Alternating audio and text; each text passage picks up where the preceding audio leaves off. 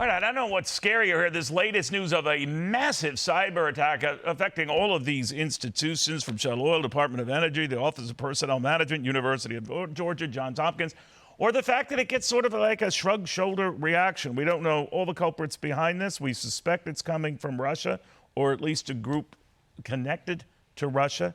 Let's get the latest right now from Leeza Garber, the cybersecurity attorney. Leeza, like I said, it's odd that these keep happening, even though they keep happening, but odder still that we generally shrug our shoulders at it now because it happens so often. What do you think?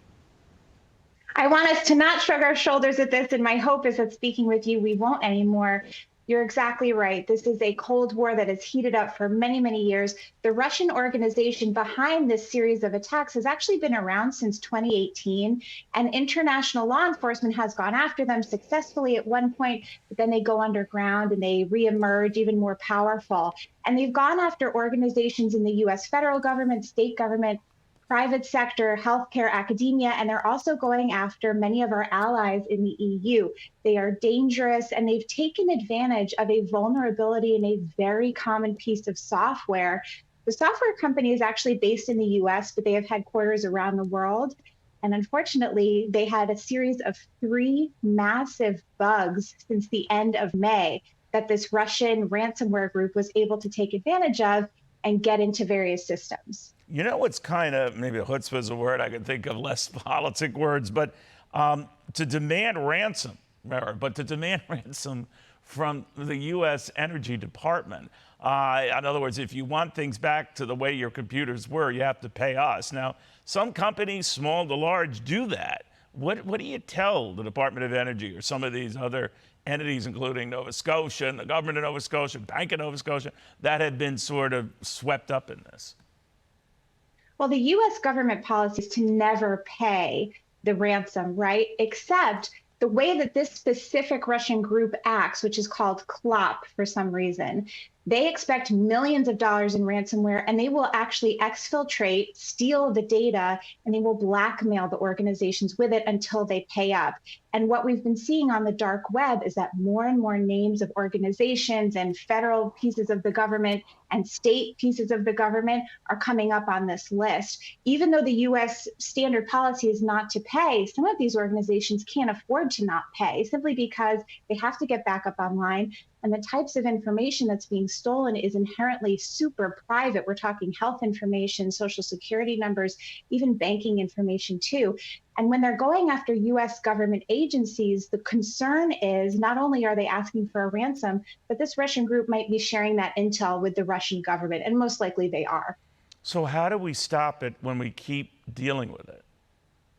This is the question. And Biden has made these very strong statements over the past couple of years. We certainly have the money and the resources. The US cybersecurity capabilities are very high, and we have been on the offensive as well. We're certainly carrying out attacks against some of our adversaries too. The question is a very delicate balance. We don't want to upset too many parts of the Russian government or the Chinese government. Think back to some of the major hacks the US has experienced, right? SolarWinds.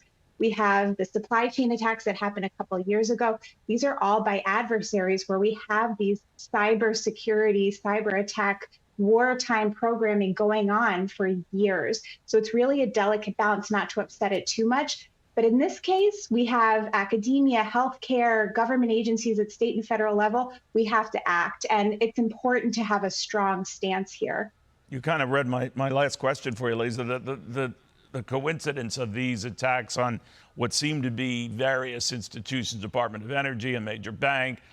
We could go on and on to talk about a major energy concern, Shell, but that they were all targeted within a 72-hour period, I think.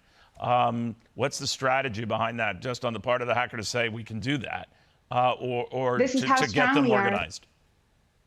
This is how strong we are. This is how efficiently we operate. They're not even sending out, it sounds like, individual messages to each of these companies that have been hacked. They're saying, check our list on the dark web, and then you have 7 days to get back to us with payment. And they're having these private chat rooms on the dark web with these companies.